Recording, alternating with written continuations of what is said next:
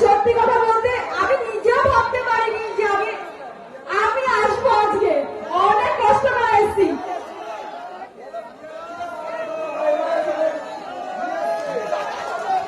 আমি আমি কাল নাইটে এসেছি, রাত 10টায়।